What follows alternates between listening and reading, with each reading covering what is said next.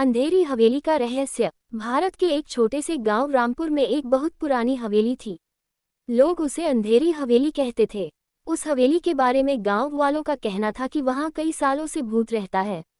रात के समय उस हवेली से अजीब अजीब आवाजें आती थीं, कभी किसी के रोने की आवाज, कभी किसी के चलने की। गांव के बच्चे तो उस हवेली के पास जाने से भी डरते थे। बड़े लोग भी शाम ढलने के बाद उस रास्ते से नहीं गुजरते थे। गांव में अरुण नाम का एक बहादुर लड़का रहता था। वह पढ़ाई में तेज था और उसे रहस्यमयी चीजों के बारे में जानने का बहुत शौक था। एक दिन उसने अपने दोस्तों से कहा, मुझे नहीं लगता कि उस हवेली में सच में भूत है, ये सब लोगों का डर है। उसका दोस्त विक्रम बोला, अगर इतना ही यकीन है तो आज रात वहां जाकर देख लो। अरुण मुस्कुराया और बोला, ठीक है, आज रात मैं उस हवेली में जाऊंगा। उसकी यह बात सुनकर बाकी दोस्त डर गए। उन्होंने उसे बहुत समझाया, लेकिन अरुण नहीं माना। डरावनी रात। उस रात आसमान में बादल छाए हुए थे, हवा तेज चल रही थी और पेड़ों की टहनियां हिल रही थीं। अरुण ने एक टॉर्च और एक छोटा बैग लिया और चुपचाप घर से निकल पड़ा।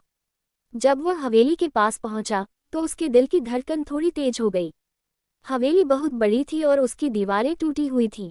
खिड़कियां अंधेरे में डरावनी लग रही थीं। अरुण ने धीरे धीरे दरवाजा धक्का देकर खोला। दरवाजा चर्र की आवाज के साथ खुला। अंदर बहुत अंधेरा था। उसने टॉर्च जलाकर चारों तरफ देखा। कमरे में पुराना फर्नीचर था, दीवारों पर जाले लगे थे और हवा के कारण खिड़कियां हिल रही थीं। अचानक उसे ऊपर से कदमों की आवाज सुनाई दी। ठक ठक ठक। अरुण का गला सूख गया, लेकिन उसने हिम्मत करके सीढ़ियों की तरफ कदम बढ़ाए। रहस्यमयी परछाई। जैसे ही वह ऊपर पहुंचा, उसे एक कमरे का दरवाजा थोड़ा खुला हुआ दिखाई दिया। अंदर से हल्की रोशनी आ रही थी। अरुण धीरे धीरे उस कमरे के पास गया। जैसे ही उसने दरवाजा खोला, उसे कमरे के कोने में एक सफेद साड़ी पहने औरत की परछाई दिखाई दी। अरुण डर गया। उसने कांपती आवाज में पूछा, कौन कौन है वहां? वह परछाई धीरे धीरे उसकी तरफ मुड़ी। उसका चेहरा बहुत डरावना था। उसकी आंखें लाल थीं और बाल बिखरे हुए थे।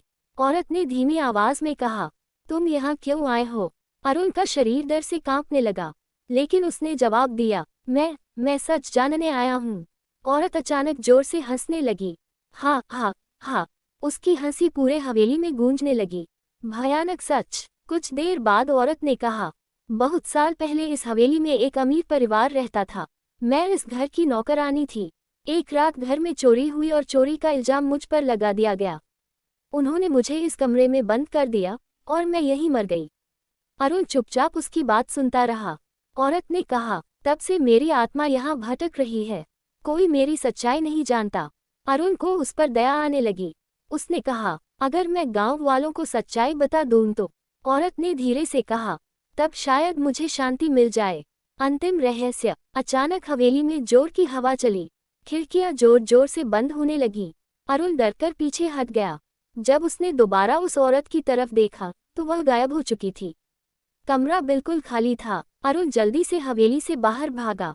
अगली सुबह उसने गांव वालों को पूरी कहानी बताई। गांव के बुजुर्गों ने पुरानी बातें याद की और पता चला कि सच में कई साल पहले एक बेगुनाह नौकरानी पर चोरी का झूठा इल्जाम लगा था। उसके बाद गांव वालों ने उस हवेली में पूजा करवाई।